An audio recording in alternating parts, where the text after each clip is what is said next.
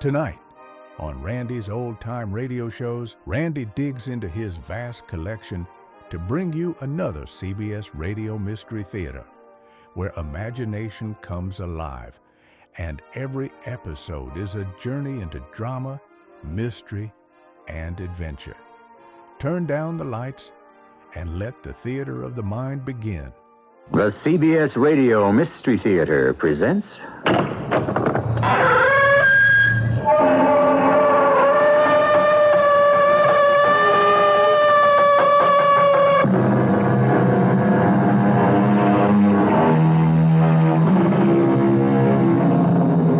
Come in.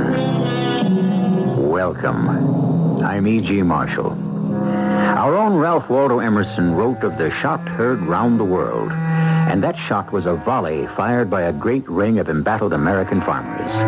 But scarcely 140 years later, another shot was fired, 2 to be exact, from a single revolver, and was not only heard round the world, it also changed the world. But I must go to Sarajevo. Why, Franz? Why? Because, my darling Sophie, I said I would. Very well. Just go ahead and say you won't. I cannot do that. But there are rumors of an assassination plot. There are always rumors of an assassination plot. These are more than rumors. My dearest, I shall be surrounded by the army. The army? Can't you understand? It's the army that wants you dead.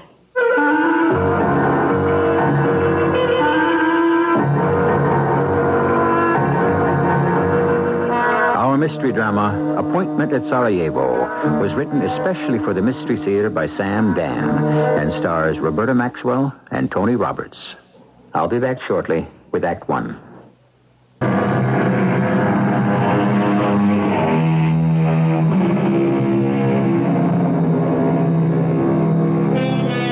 Everyone knows that the Archduke Franz Ferdinand of Austria-Hungary and his consort, the Princess Sophie, were assassinated at Sarajevo on June 28, 1914. And that's why World War I began.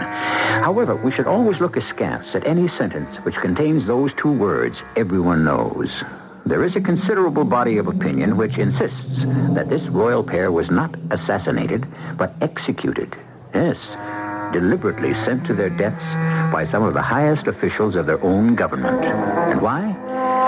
Perhaps we might listen to a close friend of the Archduke Franz Ferdinand, a man of unquestioned integrity who was not only the Archduke's confidant, but also his personal physician, Dr. Victor Eisenmenger.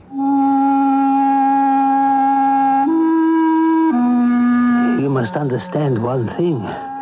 The Archduke Franz Ferdinand was guilty of the worst crime. He had committed the unpardonable sin. He had married the woman he loved. From this root stemmed the great disaster. I was there when it all began, the night he met her in the autumn of the year 1894, at a grand ball given in his honor in the city of Prague. As usual, he didn't want to go. I wish I could tell you how these affairs bore me, Doctor. Your Highness must be aware of his responsibilities. I should be more fit to carry out my responsibilities if I could stay home with a good book, or even a bad one. Come, Your Highness, isn't all this fun? The music, the perfume, the beauty. Why, some of the loveliest women in Europe are here tonight. Yeah, peeking coyly from behind their fluttering fans, and the mamas don't overlook the mamas. Oh, how can I, Your Highness? They descend upon you like bees on the hive. Your Highness is the most exciting bachelor in Europe. When can we decently leave? But we have only just arrived. Doctor, we shouldn't be here at all. Why not? I do not understand you. You tell me I have a serious illness. That's true. Yes, you tell me the only cure is absolute rest. It is. Your illness is in an arrested state, temporarily. At any time it may flare up. Then you shall be compelled to listen, and you will be a difficult patient. So I want you to have a taste of this.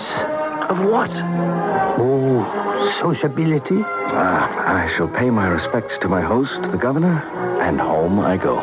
But think of the thousands of marks spent on gowns and cosmetics and hairdressers. There are scores of eligible matches, acceptable alliances for a crown prince, waiting for the slightest smile, the merest glance from your highness. Not all of them are eligible. It would be hard to find one that isn't. I think I found her. Where? There, by the wall, near the painting of our august emperor, the tall one. You mean the skinny one? Not skinny, slender. That's a matter of taste, Your Highness. No, she isn't eligible, not at all. How can Your Highness tell? The gown, It's beautiful. yes, but not this year's. And the conspicuous lack of jewelry. No, she obviously knows her place. Which is what? Lady in waiting to somebody important. She's a member of a family that has seen better days. And one of her rich relations decided to be nice to her and take her to the ball. Nice. But it's really cruel. She doesn't belong here as an equal, and she knows it. How old would you say she is, Doctor? Oh, she is up there. What's up there? She's at least 25, 26. I'd like to meet her. Find out who she is, and then introduce me.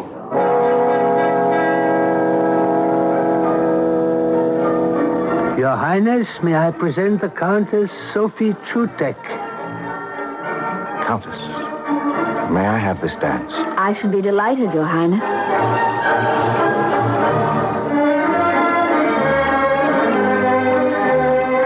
I'm afraid I don't dance very well.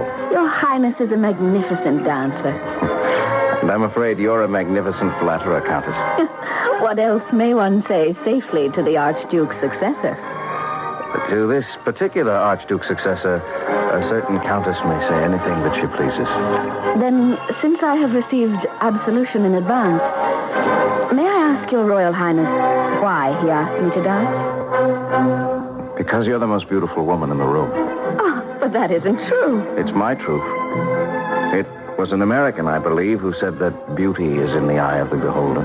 I'm certain it must have been an American, because it's a sentiment that allows for differences of opinion and can therefore be considered democratic. Are you a Democrat, Countess? How could the Countess Sophie Chutek of Chotkova and Bognan possibly be a Democrat? You haven't answered my question. You haven't answered my question either. Which question was this? Why did Your Royal Highness ask me to dance? That's a difficult question. Every single person in this room is asking that question. I know. We are the center of all eyes. I see. And now the waltz is ended. But another is about to begin. May I have this one also? But Your Highness... Perhaps you're tired.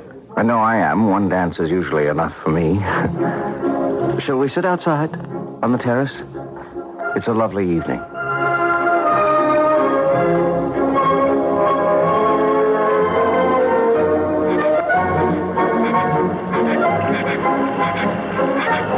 If everybody was glancing at us before, I'm sure they must be staring now.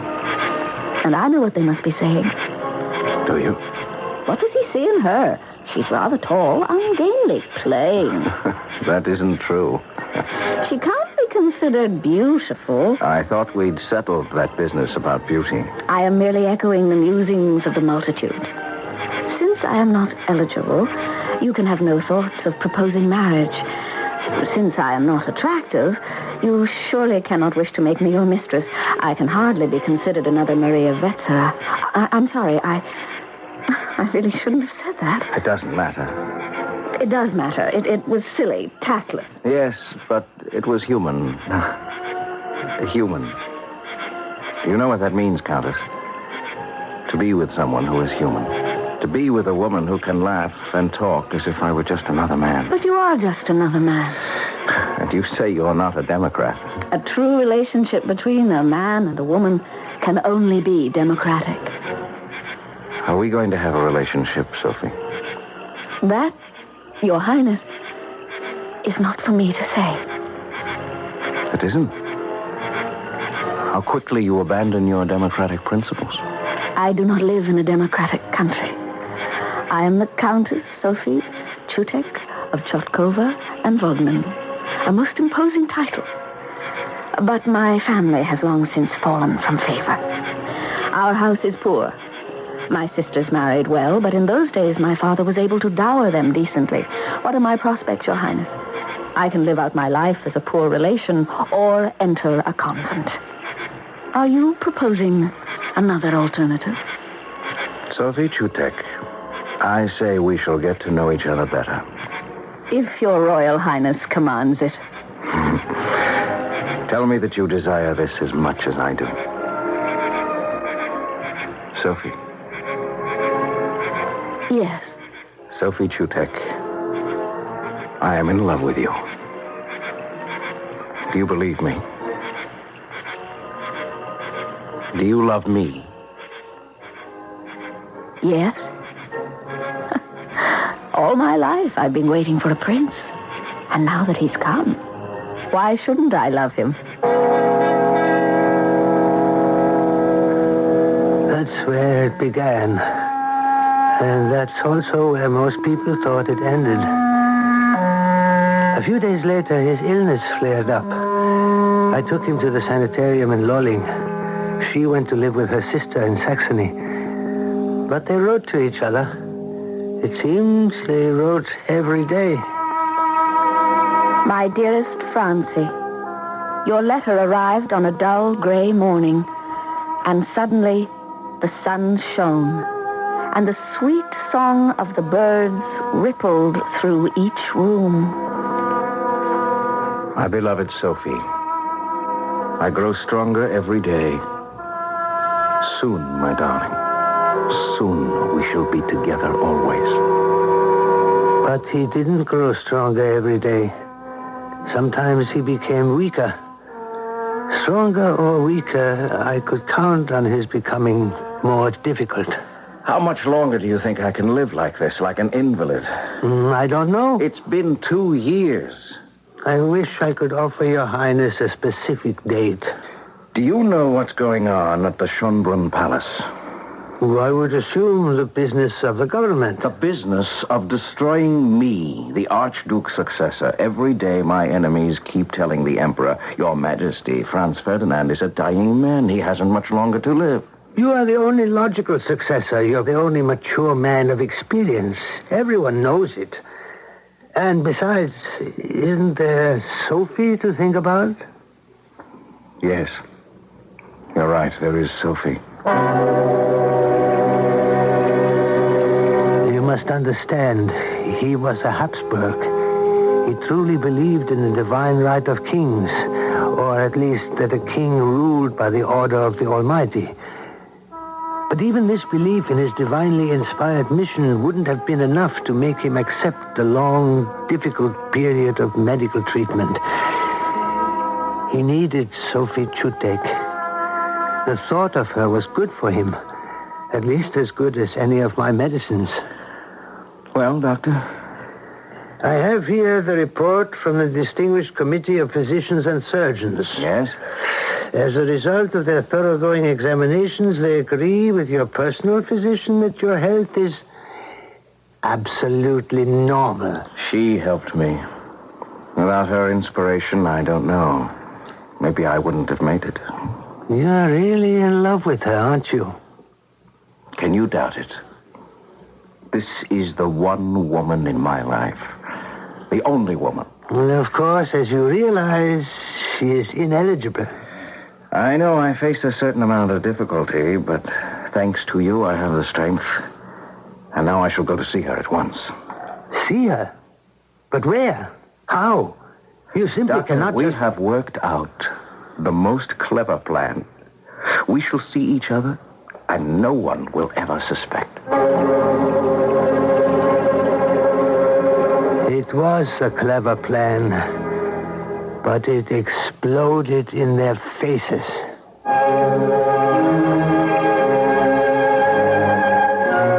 good doctor said just before, the Archduke's successor Franz Ferdinand was a Habsburg. And on balance, they weren't really great rulers, but they were far ahead of any other dynasty you can think of when it came to being lovers. And the proof of it is that almost any story about any Habsburg prince is usually a love story. And ours heats up considerably in Act 2.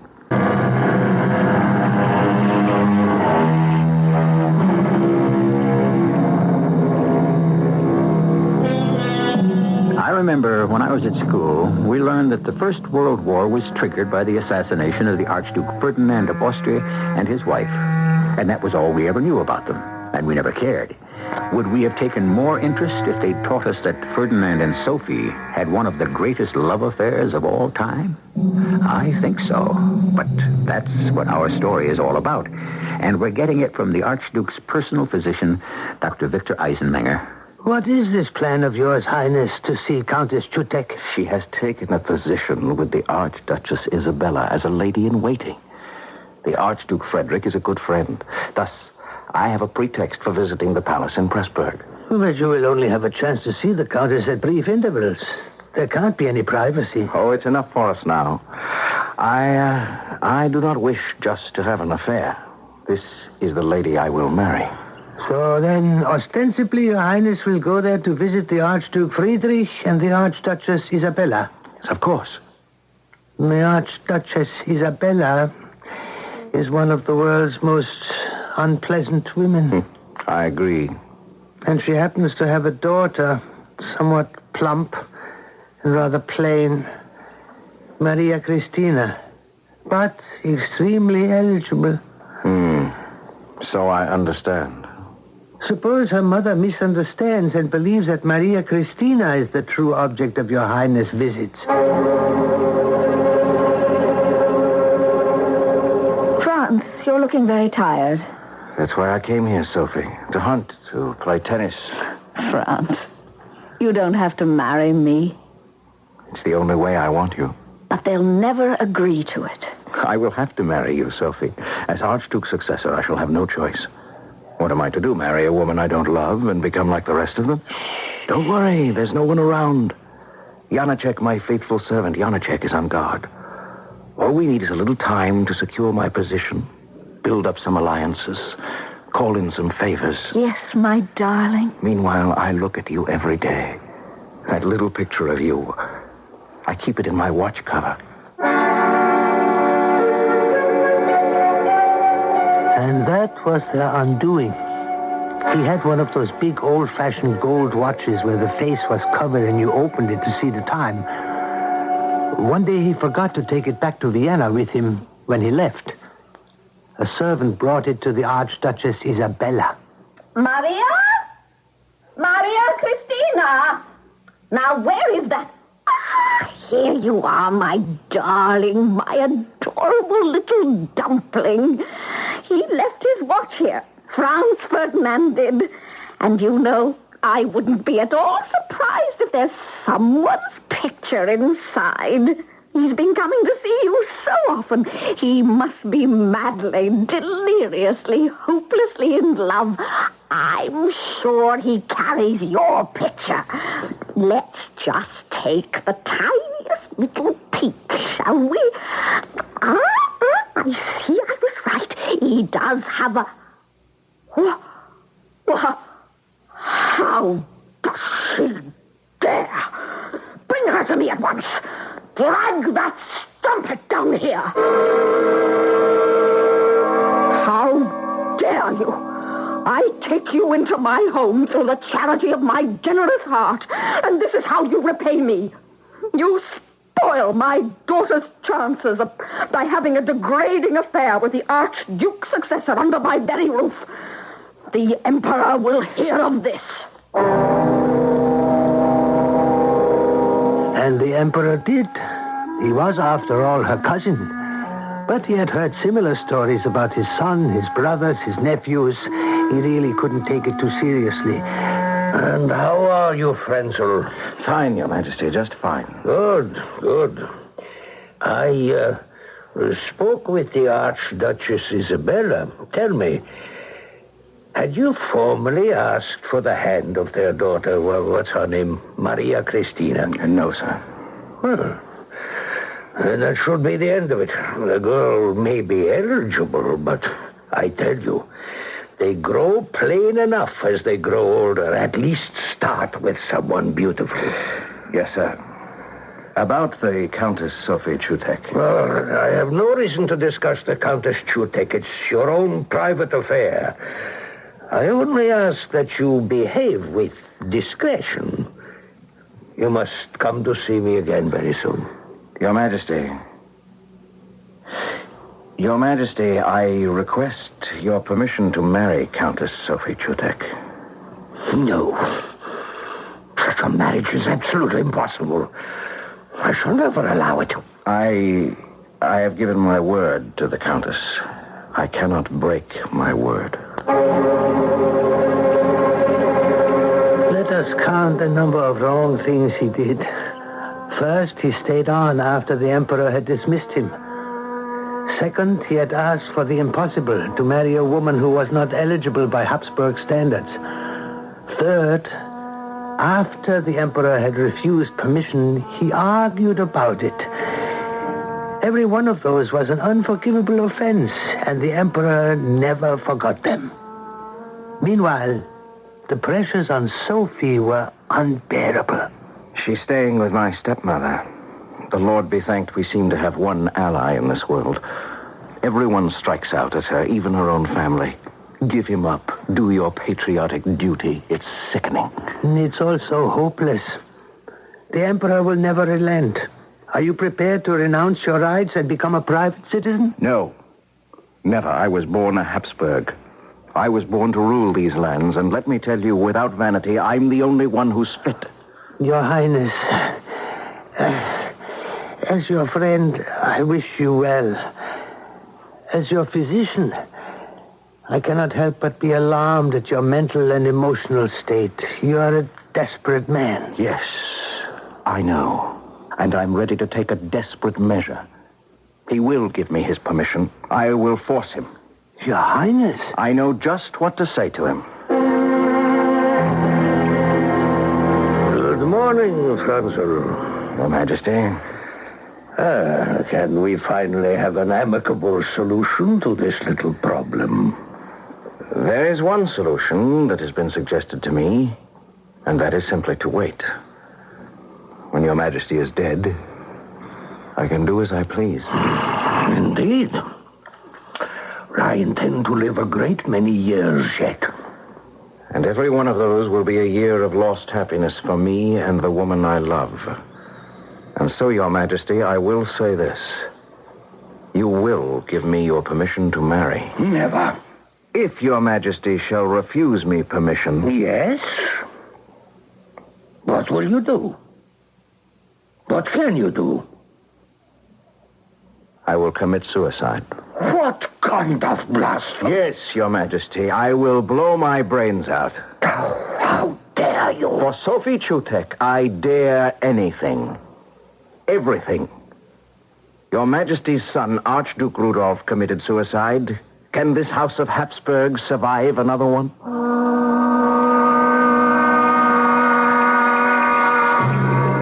He didn't wait for the interview to be over. He didn't wait to be dismissed. He stormed out. The next move would have to come from the Emperor. And very soon it did. From Prince Montenuvo, the Imperial Chamberlain. Your Highness, the Emperor will give his consent, provided. Yes? Provided? Provided it is to be a morganatic marriage. Morganatic comes from the Gothic morgjan, meaning to restrict. I do not require a lesson in philology, Prince Montenuva. I am aware of what it means. Article 1 of the Habsburg family statutes limits membership in the Most High Arch House only to the issue of those marriages that are standesgemäß, in accord with status. What you're saying is that my children will not be eligible to inherit the throne. Your children will not be considered legitimate.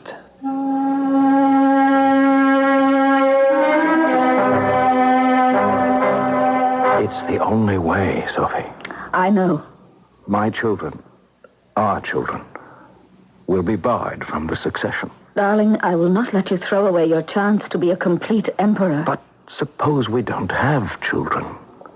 We're not young anymore. I don't know what to say.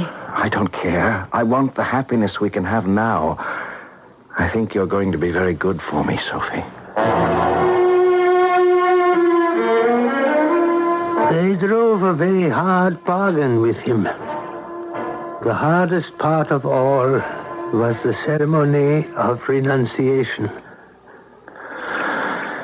I renounce all rights of succession for my children who shall not be deemed members of the arch house of the Habsburgs.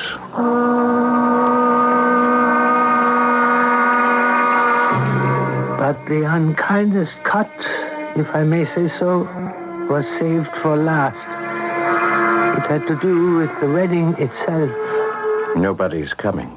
But I don't understand. Nobody's coming to the wedding. Well, my stepmother is and her 2 daughters, but no one else. Not even my brothers. My darling, only 2 people and a priest are absolutely necessary for any wedding.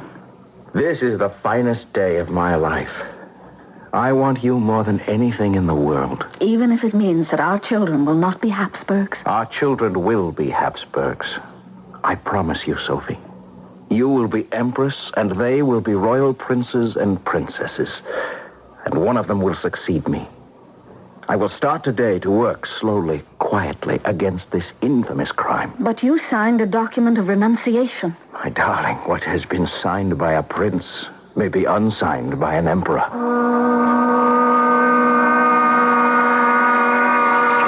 And that was the day he began to battle to legitimize his wife and children. It was the day that he embarked upon the journey that would end in the violence at Sarajevo.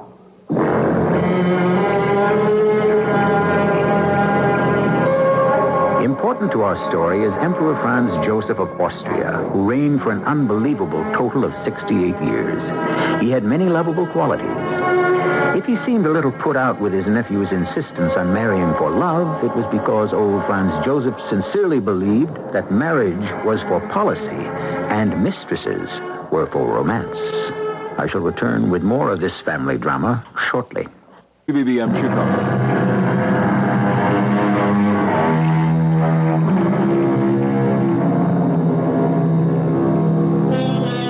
Perhaps the Habsburg family was jinxed, or should we say cursed. Things really went badly for old Franz Joseph. His brother Maximilian tried to become king of Mexico and was executed. His son Rudolf committed suicide. His wife Elizabeth was assassinated by a terrorist, and his nephew Franz Ferdinand will be murdered at Sarajevo. Dr. Victor Eisenmenger continues the story.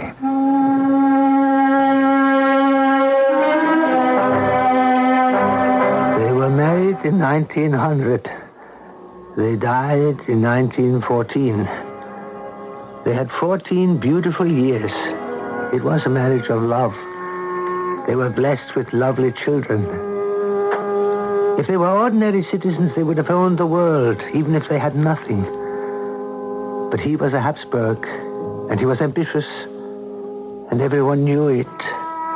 Especially his arch enemy, Prince Montenuvo. It is my painful duty, Your Majesty, to raise a most delicate issue. I assume this will concern the Archduke's successor. Unfortunately, Your Majesty, we know he is plotting to nullify the renunciation. You have evidence, Prince Montenuvo? The Magyars do not recognize his renunciation. The newspapers in Hungary are almost unanimous. This is the gist of what they say. The wife of the emperor is the empress. The son of the emperor is the crown prince. I'm aware of this. May I suggest, Your Majesty, that these newspapers be suppressed? They deserve to be, I agree. But it will only serve to dramatize and popularize their position. Where is the evidence that the Archduke's successor plans to renounce? Your Majesty, since the Magyar minority is strong and turbulent, doesn't it make sense that the Archduke's successor is going to use this as a base for future planning? Of course. Your Majesty, we must do something. Thank you, Prince. I will take the matter under consideration. Are you happy, my darling? Yes. Oh, Francie, I only wish that you could be as happy as I am. Why? What makes you think I'm not? We have never lied to each other. And you know very well how the legal status of our marriage... Not another word. You see, my precious, when I become upset, oh yes, you know it very well, how upsetting it's been for me. I do not sit and sulk. I plan. I do something. Ask me what I've done just now. Oh, Francie. I have been invited to visit the English royal family. I refused. But King Edward was always your good friend. I said, I do not travel without my wife. And they replied that they had arranged excellent quarters for you at a hotel. Then I stated, I do not spend the night without my wife. Franz, there are certain things you... And they said, diplomatically, of course, that they understood that there were certain restrictions placed upon you. I didn't let them finish. I said, since when are arrangements made among Habsburgs binding upon the royal house of Great Britain? You didn't. You shall be received at an audience with King Edward and Queen Alexandra. Your escort will be me. Franz! Mm-hmm. And this is to be the first of many. I represent the future of the empire. Franz Joseph will soon be dead, and the past shall be buried with him, and this is the first of many triumphs for you, my darling. You will be received by the Kaiser, by the Tsar, by everyone.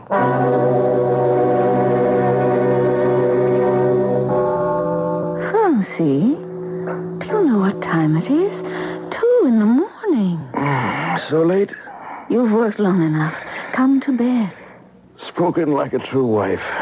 And soon you shall truly be my wife. I've always been your wife. I'm not concerned with some words on paper. Now, you need your rest. Just a few minutes more. I'm almost finished. What is it? This is going to be nothing more or less than the foreign policy of the Austro-Hungarian Empire. And do you know what its basic premise is to be? Of course. An alliance with Russia. Naturally. Russia, Germany, Austria. We are the three empires. We hold the Liebe against the forces of divine law and order. The General Staff is not going to like it. I know. The General Staff wants a war with Russia.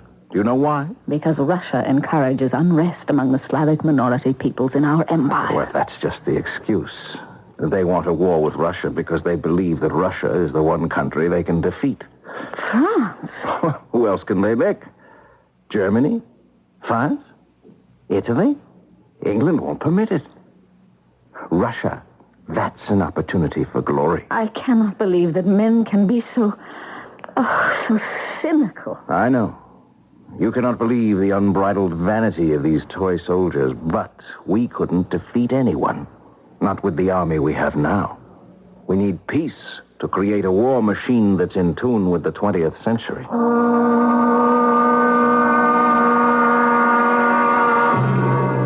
Yes. It was his position on Russia finally that did it. Russia cost him the favor of the army, the very army he commanded. The idea that he favored an alliance with Russia could not be swallowed. And so, in May of 1914, the army made a move. That is to say, certain officers did. Darling, you shall have to do without me for the last 2 weeks in June. You mean you're going somewhere without me? Oh, you would be bored to death. Where are you going? On maneuvers. Go with my blessing. I am the commander-in-chief, you know. And a very good one, too. And so I'm going to inspect the Army of the East. The Army of the East? Yes. The staff wants me to review the Army Corps now stationed in Bosnia. Bosnia? Oh, no. Darling, what is it? Bosnia. That's the territory we just occupied. It's dangerous. Well, It's filled with all kinds of revolutionists, anarchists, terrorists. I know. And you're going? It's It's on the border of Serbia. There are groups of Serbian anarchists who swear they will kill every Habsburg. Darling, I accepted the invitation. Why? Sophie, is this to be our first quarrel? Yes, because this is the first time I have ever seen you commit an irrational action. Well...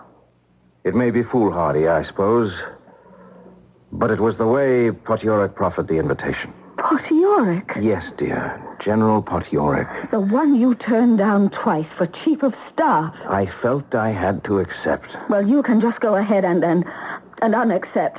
Sophie, there's my honor. Are you going to talk like one of those toy soldiers who you have so much contempt for?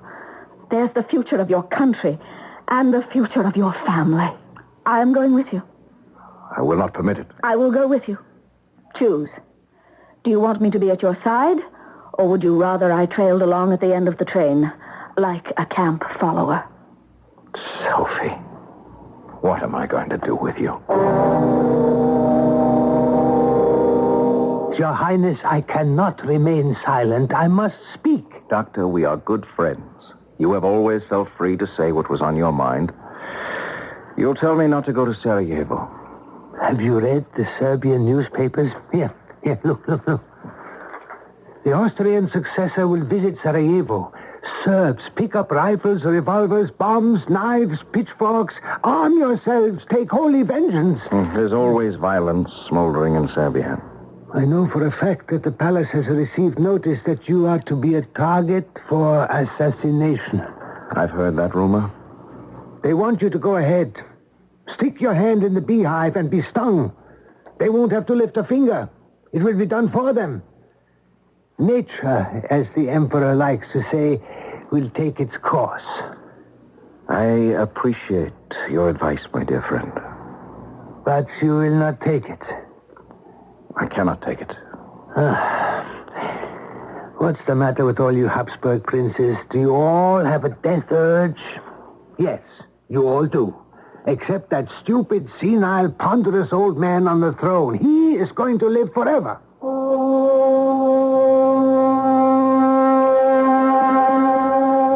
I was wrong about that. Emperor Franz Josef died 2 years later. But that isn't part of my story. Franz Ferdinand went to Sarajevo with Sophie. And as his personal physician, I went along with the party. It was Sunday, the 28th of June. By a coincidence, the 14th anniversary of his signing of the renunciation. They were driving to the cathedral for a welcoming service. The streets were lined with sullen, silent people. Then I saw it, a black object hurtling through the air. Look out! Sophie! Sophie! What is it? A bomb! Sophie! You're all right. And you? Your Highness, we're fine. Is anyone hurt? A young staff officer just up ahead, but just slightly. I will tend to him. They caught the man. Yes. And if I know the Austrian government, they'll probably give him a medal. I breathed easier, but I knew I shouldn't have.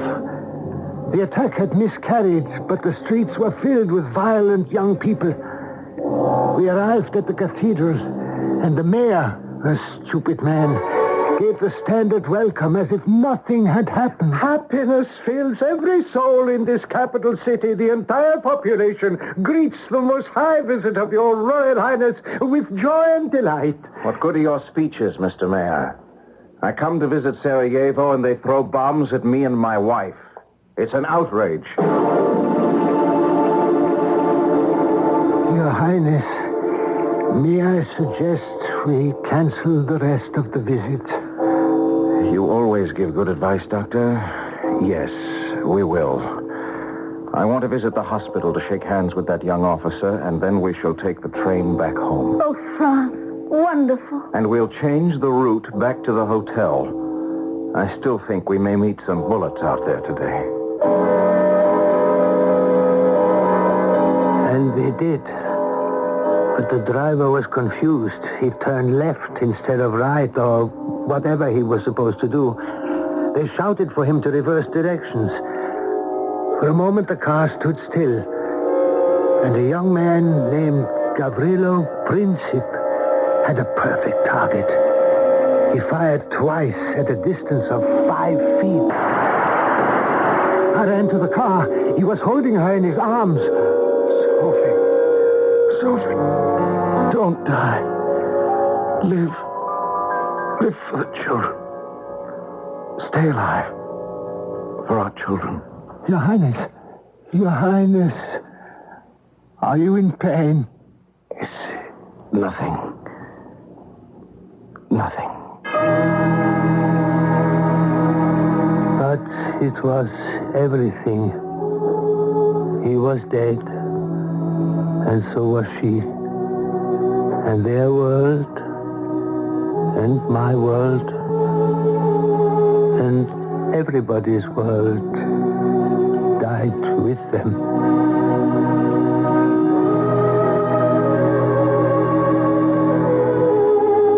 Yes, a world died, and another world was born. The world we live in today. A world born out of the agony and chaos of the First World War. A world that still has more than enough agony and chaos of its own, but it also has hope. I'll be back shortly.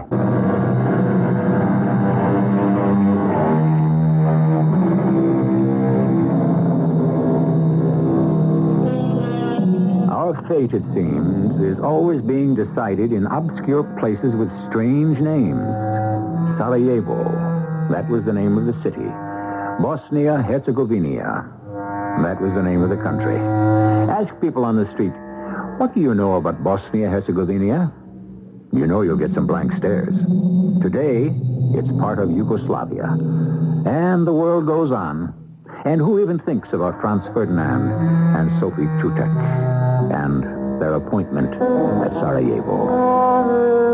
Our cast included Tony Roberts, Roberta Maxwell, Court Benson, and Robert Dryden. The entire production was under the direction of Hyman Brown. Well, folks, that's all for this episode here on Randy's Old Time Radio Shows. Now, bringing these golden oldies back to life takes no small amount of time and effort from our good friend Randy, cleaning up the audio, converting the files, and making sure each show has the best audio possible.